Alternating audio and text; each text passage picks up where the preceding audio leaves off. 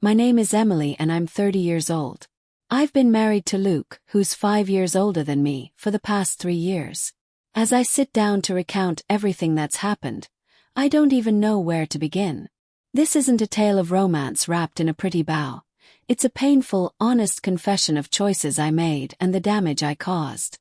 Luke was the kind of man many women spend their whole lives hoping to find. Steady, compassionate, and endlessly thoughtful. He ran a small business that took most of his time and energy, but never at the expense of our relationship.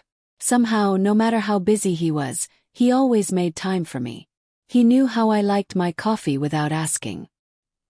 He stayed up late to help me with little things I hadn't even noticed needed doing. He loved me without drama, just calm, consistent devotion. First, I adored that about him. His sincerity made me feel protected and deeply valued. But gradually, something shifted inside me. I didn't notice it right away. It started subtly during casual catch-ups with my friends, listening to them talk about their husbands who seemed more adventurous, more charismatic, more everything. They'd share stories of daring weekend hikes or spontaneous romantic gestures, and I'd smile along but quietly compare. Social media didn't help. Every scroll through my feed was filled with snapshots of couples who looked flawless, living exciting, curated lives.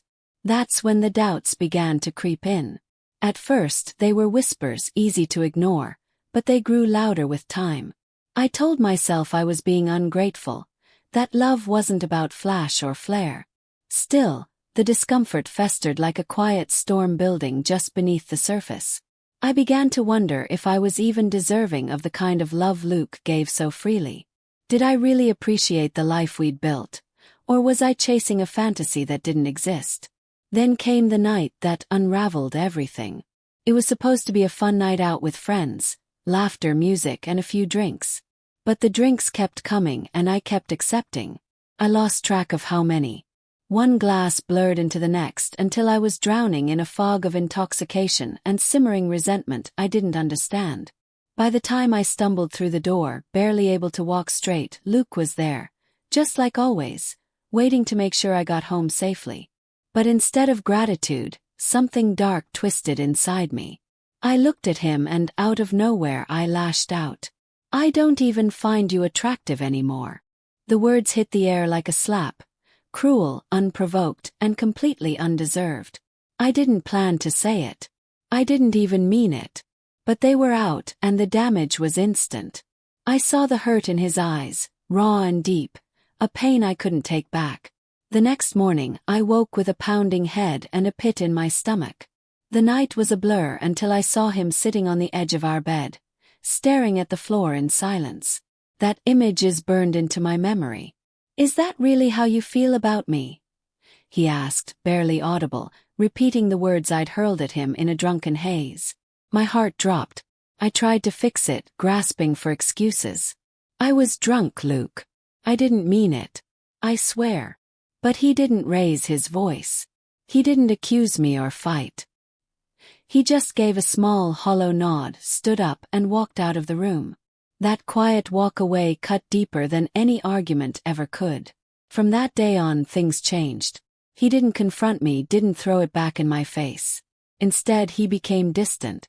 The little things, those small tokens of love and attention, vanished.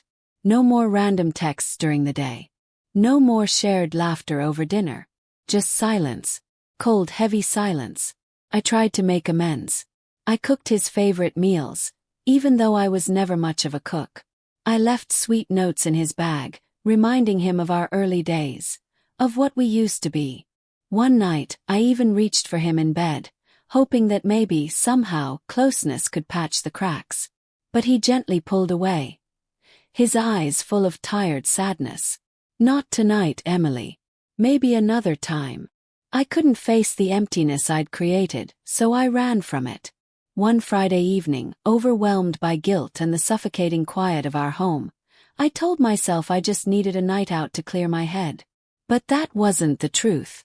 I was avoiding it, avoiding him, avoiding what I'd done. That's when I met someone else. He sat next to me at the bar, confident and charming in a way that felt new. He smiled and said, "Rough night." I should have walked away, but I didn't. Instead, I let his attention fill the void I'd made.